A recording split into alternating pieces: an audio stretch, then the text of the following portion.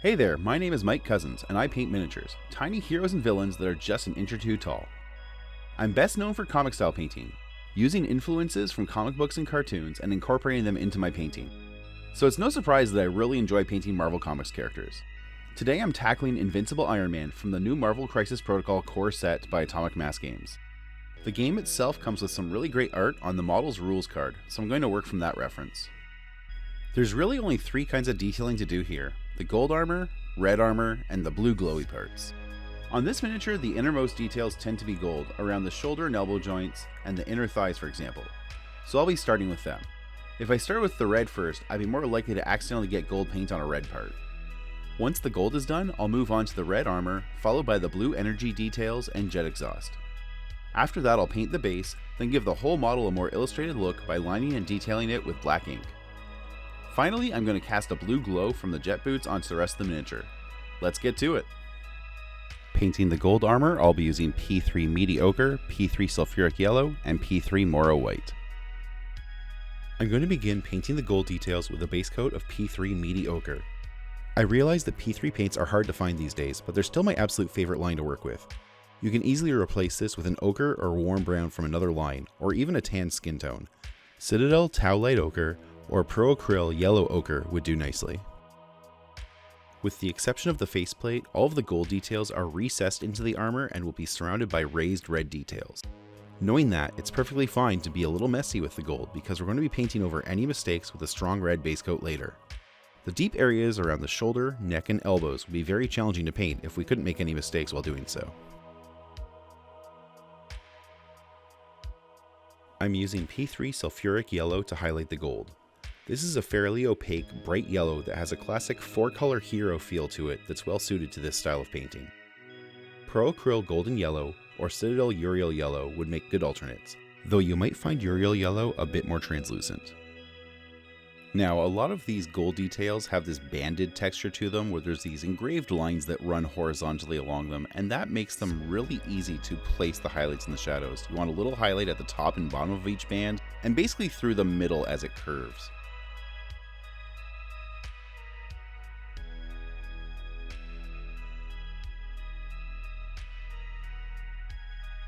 Iron Man's faceplate gets a little more interesting because there are some angles here that we want to leave basically implied shadows at to really accent the geometry. So I'm kind of envisioning three planes here. There's the left side of the head, right side of the head, and then the middle. And what I'm doing is leaving a little bit of the darker yellow showing where those different planes meet, always to the right hand side of a plane.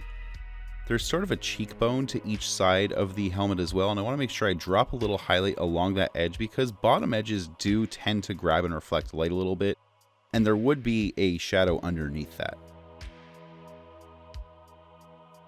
There are so many great comic book references over the years showing different ways of patterning the highlights and shadows on Iron Man's helmet. I really recommend you just either pick up your favorite comic or just Google Iron Man helmet comics and pick your favorite and go with it. You can also, of course, just mimic what I'm doing. A few of the gold areas are these deeply recessed joints in the elbow and wrist, and honestly, they don't really need a lot of highlight because they are so recessed, but I want to put just a little bit there so it purposely just doesn't look like I forgot to paint them.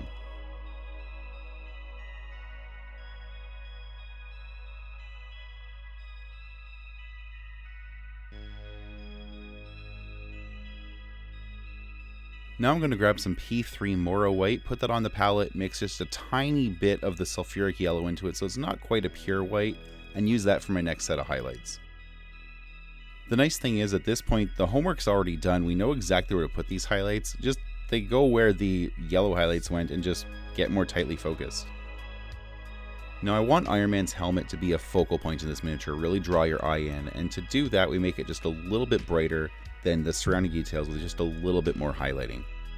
It's also one of the more interesting elements on this miniature where a lot of it is fairly big surfaces and smooth curves. There's a lot more angle changes and so on in the helmet, and that gives us more opportunity to play with highlights and shadows and really use color to push the geometry. Now some of these highlights may seem weirdly placed from a natural lighting perspective. They're on the underside of details and so on. One thing with comic style painting is that the lighting is there as much to create the illusion of motion and form as it is to actually just represent light. Painting the red armor next, I'll be using 3 colors, P3 Amethyst Rose, P3 Khador Red Base, and P3 Khador Red Highlight. I'm going to begin the red armor areas with a base coat of P3 Amethyst Rose. This is a nice, rich, deep red. If you're looking to match this to a Citadel paint, Corn Red is very close. Now on the one hand, this is a really simple, straightforward base coat, and it pretty much hits everything that's not already gold. There's not a lot else going on with this mini. It's those 2 tones and a little bit of blue, and that's it. On the other hand, because the gold details are already done, I want to make sure I don't accidentally paint them red, so I'm being a little bit slower and a little more precise with this red base coat. If I were trying to paint this miniature as rapidly as possible, I would have just airbrushed the whole thing this color red as a complete top to bottom base coat and then built up from there. But because a lot of the gold details are recessed inside of the red areas, it makes more sense to me to work from the inside out, to work from the hardest to reach areas out to the easiest to reach areas. And that means gold goes first, red layers on top of that. So there's really just 2 goals with this step. The first, of course, is precision, making sure I don't paint over any of the gold. The second is opacity. I want to make sure that this is a nice, solid color everywhere I use it. There's no, thin patches, any primer showing through.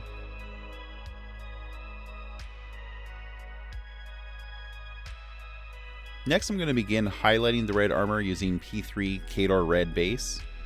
This is a very pigmented primary red that goes on in nice smooth coats and works really, really well as a layer over the Amethyst Rose. Now the position of these highlights is a little bit different than you might be used to in traditional miniature painting. You can see I'm leaving a little bit of a deep shadow to the bottom of each of those large plates on the chest. But then when I get to these bands across the belly, because there'd be a shadow as they overlap, I'm actually putting the highlight to the bottom of the panel instead of the top. Along Iron Man's sides, I'm leaving the darker red in place and not really adding any highlights there, implying a little bit of a cast shadow from the arms. When we get to the armor above the crotch and hips, there's sort of a reverse of that banding process where now it stands out instead of recessing underneath the previous layer, and so we want to catch that top edge. Now with Iron Man's right leg, I'm going to have multiple highlights in different positions doing different jobs. There's going to be 2 simple highlights traveling basically up from the knee and from the back of the knee straight up the thigh. But there's going to be a 3rd highlight along the side of the leg. And basically that's going to be creating a motion line from the rocket boot all the way up through the leg, through the hip, across a bit of the chest, and right up to the helmet. Now here I'm adding a bit of a more traditional volumetric highlight, what you would expect to find on the upward facing surface of a cylinder, which in this case is his thigh. Now there's a lot of very small panels of armor on Iron Man's back, and I'm just giving them a simple highlight towards the top of each panel, letting roughly the bottom half remain the base coat color. As I get to these longer panels up near the shoulders and the top of the back, I'm just basically painting the entire panel with the highlight color. I'll be using the next highlight as well as the black lining to really reinforce the geometry of these panels. You'll see me leave just a little bit of the base coat showing right below that little circular detail, but that's it, the rest of it's highlight.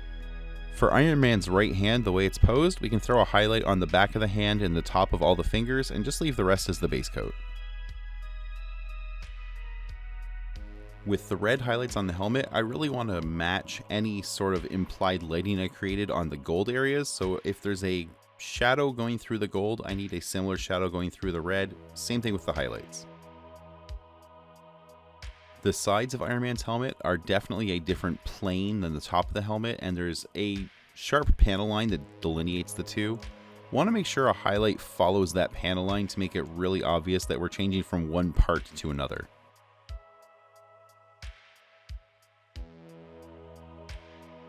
And here again, I'm going to do the same thing on the opposite side of the helmet, just making sure that side panel has a highlight across the top.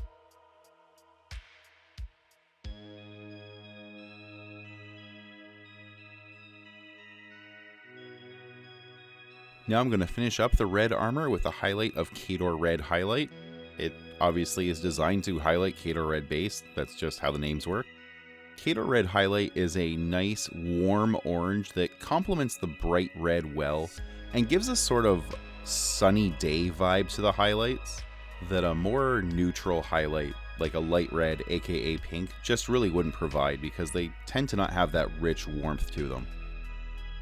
As I add the highlights to this banded section of the belly, you can see I'm basically creating two different highlights at once. One is a sort of shaping highlight, this one that's a little bit more vertical through the middle of the belly, and that kind of creates a bit of an action line. And then I have the edge highlight across the bottom to show how the panels overlap each other.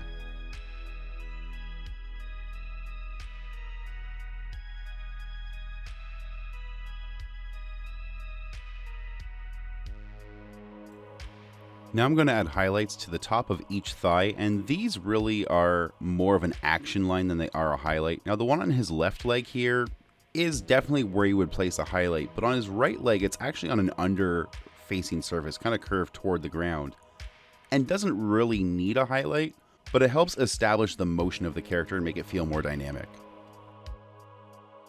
Because the red surface is kind of featureless, it's just a nice, smooth, gentle curve, adding this highlight through the leg helps kind of point in the direction the leg is facing. That's what I'm talking about when I say action lines. It sort of helps you understand better what the leg is doing. I'm also adding a tiny little highlight to each toe just to make them appear kind of flared out from the background. Now this next step is really quick, but I'm adding a very small highlight to the top of the thigh, and it's basically pointing from the hip down to the boot. And again, that's just creating this sense of motion. It's pointing in the direction of travel. I'm employing that same kind of idea on the shoulders here. I'm going to carry the edge highlight from the top of the shoulder pad through the next little panel and then down into the forearm. In a way, these highlights almost kind of form a stick figure on top of the character, and they really just point the eye at the cardinal points, at the hands, at the feet, and so on, and help make it easier to read the stance of the character. Now, of course, not every single highlight can just be a trick like that to create this sense of motion. Some of them just have to go where a highlight goes, or else none of them make sense. And so I'm adding some more traditional edge highlights around the top of the forearm and around the hand and fingers. And now I'm returning to the left arm and adding that same style of highlight that really points from the shoulder out to the wrist.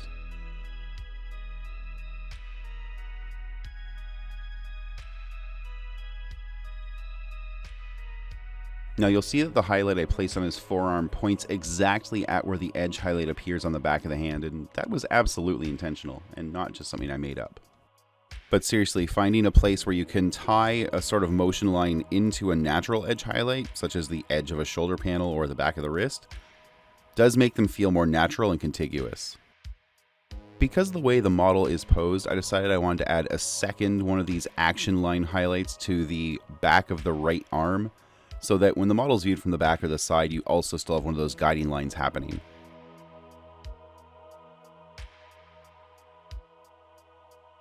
Unlike his right hand, Iron Man's left hand is held basically vertical, and so we need to have highlights on both the front and back, or the palm and the back of the hand.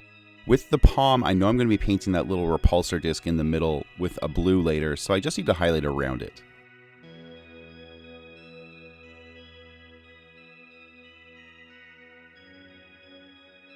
Finally, it's time to highlight the helmet, and this is going to be pretty straightforward because I'm just going to use my existing highlights as a roadmap and build upon them. These brighter highlights on the helmet are really quick and focused. They're very small because the helmet itself is a lot of smaller details, and I'm really just adding edge highlights where I've already built highlights up, with a little more focus towards that sort of forehead area on the right hand side of the helmet.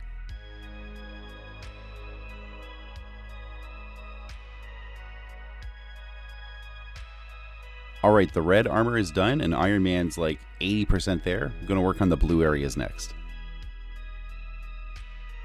In this next segment, I'll be painting the blue glowy stuff with P3 Arcane Blue and P3 Morrow White. I'll be starting with P3 Arcane Blue as the base coat for all of the different blue glowy elements. That's going to be the repulsors, the arc reactor, the exhaust from his jet boot, and even the blast on the base. At this point, this is just a simple base coat. We're making sure we get a nice even coverage on all of these inset blue details without messing up and getting it on the red armor nearby. Now, I generally try to paint a model from the inside out, the deepest details out to the shallowest details, and the eyes are a complete exception to that because obviously they should have been done before the helmet in that process. Just go slow, take your time, be precise, and if you mess up a little bit, you can fix it with more paint. I did find Iron Man's right eye a little bit easier to paint by turning the model upside down. That's specifically because I'm right-handed, and so my natural brushstroke is to move from left to right. And I would be working against that trying to paint it with the model in an upright position. Now this version of the Iron Man armor has small repulsors on the inside and outside of the legs, as well as the back of the forearms and a couple on the shoulder blades. Now if you're just trying to cut corners, get this done a little bit faster, you don't need to paint all of these little inset details. You could just leave some of them red, but I feel it adds a lot more visual interest to the miniature, and honestly it didn't really take that long.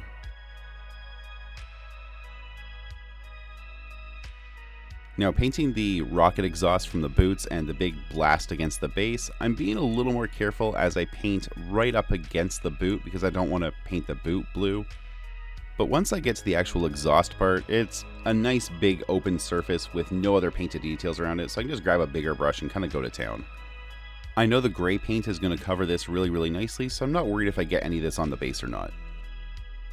Next, I'm going to take some P3 Morrow White and mix in just a little bit of Arcane Blue so it's not quite white, just has a little bit of a blue tint to it.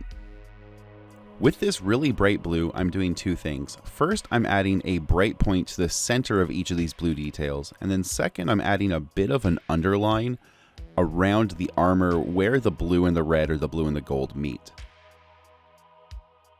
This little bright edge along the bottom of the arc reactor here, for example, the bottom of the repulsor in the hand, what it does is it helps delineate the blue areas from the red areas as being very distinct elements. What we're basically doing is instead of having a black line, we're almost white lining that detail instead.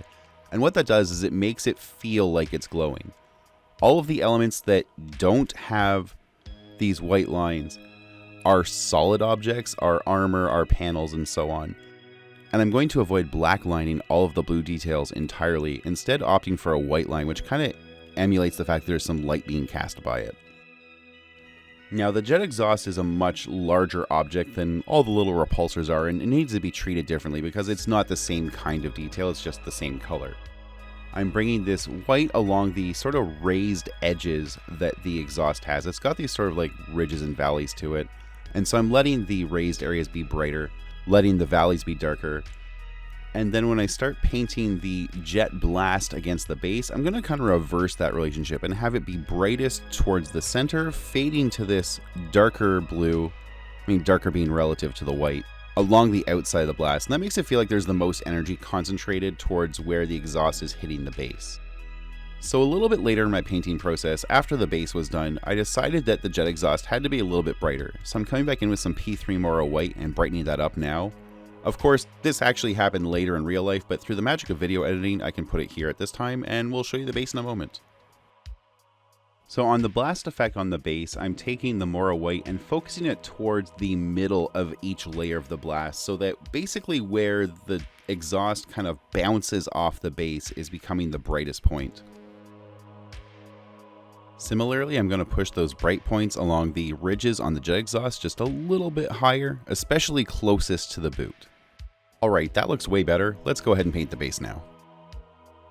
To paint the base, I'll be using a mix of P3 Ironhull Grey and P3 Morrow White, as well as some P3 Exile Blue for the rim. To start, I'm going to make a neutral mid-tone gray by mixing roughly even amounts of Ironhull Grey and Morrow White. This step requires very little precision as long as I don't get paint all over the jet exhaust, so I'm using a little bit of a bigger brush and just kind of slapping it on. Now this particular base has a little bit of raised sidewalk on the one side. You want to make sure you paint the outside edge of that sidewalk as well. It can be easy to think of it as base rim, but it's really not. Now I've gone and mixed some more P3 Morrow White into this gray, so it's almost a white now, it's just a little bit more gray than that. And I'm using this as a edge highlight around the outside of the base and then along the different cracks, crevices, and where the different panels of concrete meet. It was right around here where I felt like this highlight's just a little bit too bright. It's too big a jump in value from the base coat I've got. But I'm going to finish the highlight anyway and then mix up a mid-tone between the highlight and the base coat and kind of come back out and just feather the two together. So here I've mixed a little bit more of the Ironhull Grey into this edge highlight color to just dampen it a little bit, bring it closer to the base coat, and I'm using that to just bridge the gap between the two values. I'm going to finish the base off by painting the rim with Exile Blue. This is just a thing I like to do with my Crisis Protocol minis, is painting them in a color that represents the affiliation I'm most likely to play them in. This started with the original core set where I was painting the good guys with blue rims and the bad guys with red rims, which is kind of actually a callback to my days playing City of Heroes. But I've since added a whole bunch of other colors, like Wakanda is purple, Guardians of the Galaxy are teal, and so on. Now, because the base rim does protrude a little bit past the sculpted detail of the base, you want to make sure you paint the top of the rim as well. And now with the base done, it's time to start on that comic style black lining. Normally, I do all my comic style lining with an ink called Higgins Black Magic. Today I'm trying something new, Cuttlefish Base Duck Sauce Black. I'll also be using a little bit of P3 Cygnar Blue Highlight as a liner on some of the glowing blue elements. So a few years back, I challenged my friends over at Cephalopod Studios to create a black paint that behaved like an ink specifically for comic style lining, and this is what they came up with. And they gave me the opportunity to pick the name for it, which is why it's called Duck Sauce. Now, the original Cuttlefish paints were actually very translucent and were meant for a sketch and glaze kind of painting, so asking them to make a very opaque paint was kind of off-brand for them. But it has now led to their entire Genesis line of paints, which is really cool. This model here is the first time I use this paint on anything short of just a quick test, and I'm really happy with the results. I hope you are too. It is a very high flow, high opacity black paint. It behaves more like an ink than any other paint I've used. Now I will say this, I don't think it's completely replaced my love for using black inks. It is still a paint, it does dry on the brush just a little bit faster than an ink does. It doesn't flow quite as freely, but it does this much better than any other black paint I've used. Better than Procryl Coal Black, better than P3 Thamar Black, better than Citadel Abaddon Black. The one very nice thing it has going for it is that a lot of inks dry very shiny. Even Higgins Black Magic, which is one of the mattest inks I've worked with, is still pretty glossy. It has almost an iridescent sheen to it, and it's very noticeable if you don't hit it with a matte varnish afterwards. This paint is matte right out of the pot. And if you're trying to paint something where you don't necessarily want to varnish, this is a much better choice than a black ink because it's not going to stand out because it doesn't have a different appearance than the rest of the paint. Now, whether you choose to try Duck Sauce or use a black ink you already have, ultimately what matters is where the lines are going to go and what they're doing. And for the most part, we're just doing a reverse coloring book. We're basically taking the grooves that the sculpt provides and drawing a line there. I like to start with the base and work my way up, and the reason for that is it's just methodical, start at the bottom, work my way to the top. If I start at the top, I'm more than likely going to smudge something at some point, just bumping into the model, whatever. Down at the bottom, around the base, around the feet, your fingers just generally aren't touching those parts of the model, whereas, it's occasional that you're going to rub, the back or the top of the head or something against your hand. And if there's wet ink or wet paint there, you're more likely going to just smudge something and have to do a little bit of reworking, so it's just methodical for me to work from the bottom up. So all I'm doing is taking a fine pointed brush here and just following the grooves that are already present in the model, outlining specific details, flowing along those panel lines, outlining each thing so it just looks more and more illustrated as I go. I'm not worried right now about creating any volume shadows, any little free-handed details. I'm just working with what's given. Now, it's really common for me to add what I call volume shadows on these comic style miniatures, and that's where I create a shadow, for example, between the two legs on the inside of the thigh so that the right leg silhouettes against the left leg. And they create these large, deep black areas that really, their intent is to exaggerate the motion of the character. But in this case, we also have a light source on the ground kind of bouncing back up at the model. So I didn't feel those really big, heavy shadows were appropriate because I'm actually going to add some lighting that would counteract that later. There's a circular dent on each side of the knee, and I decided to only outline the top half of that circle instead of fully outlining it so that it just doesn't feel quite so deep and so solid because it is actually a really shallow detail. One thing I will say about this miniature is that it is a big step up in quality from the Iron Man in the original starter set. Aside from being way fewer pieces, the grooves are just a lot easier to paint, to follow with the brush. It's just a much nicer composed miniature. Now, working on this banded section of the belly, my goal is just to not accidentally paint over the edge highlight that's at the bottom of each panel as I line right below it.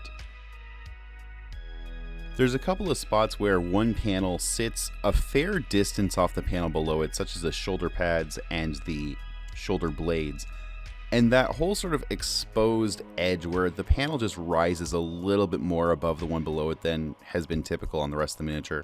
I just try to paint that whole raised edge black.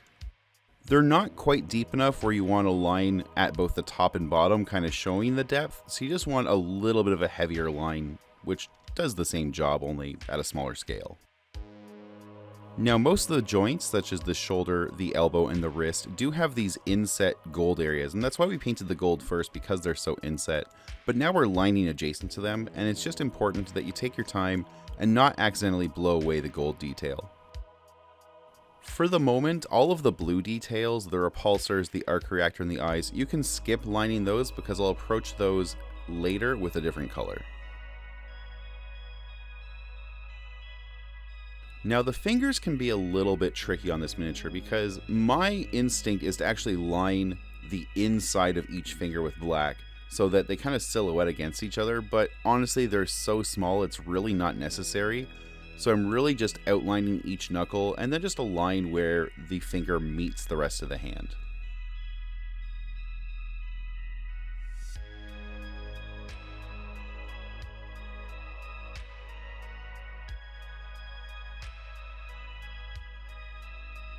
Alright, at this point the black lining's almost done. There's just the neck and the helmet to go. And of course the first step is just to follow the lines we're given, follow the grooves in the gold details in the neck, the groove where the gold faceplate meets the red of the helmet, and then those little grooves where the different parts of the red aspects of the helmet meet, such as around the ear and between the sides of the helmet and the top. Now, almost every single black line I've added so far has been following a groove or a panel that's present on the model, but on the faceplate there's a couple places I kind of just make it up. There's a sharp angle where the temple meets the forehead on the gold part of the helmet on both sides, and I drop a very small tapering line there to indicate that, as well as one following the cheekbone down towards the jaw. Now, I know I said earlier that I wasn't going to be lining the blue details with black.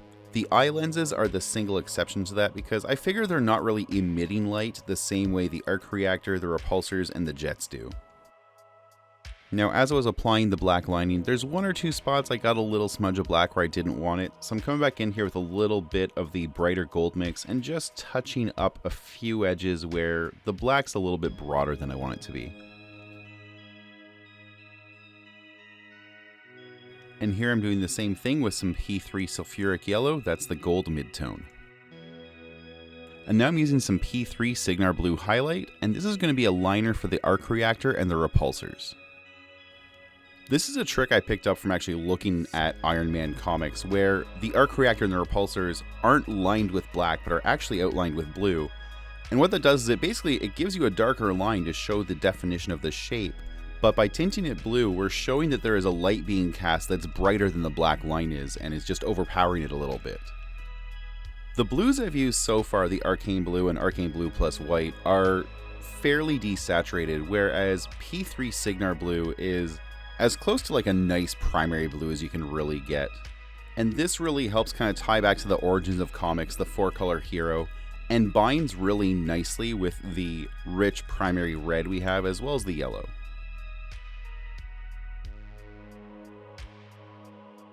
Now for the bonus round, I want to have the jet exhaust cast a little bit of light onto the model. This is going to be a really simple step. I'm using P3 Arcane Blue and P3 Morrow White. So this is basically going to be the highlight color from the earlier work on the blue details, not counting the part where I went back and just added white to everything. And in fact, I'm actually working from the blue-white mix that's already on my palette. And what I'm doing is I'm looking at the model and just finding the edges that kind of face towards the exhaust and the burst from the rocket boot.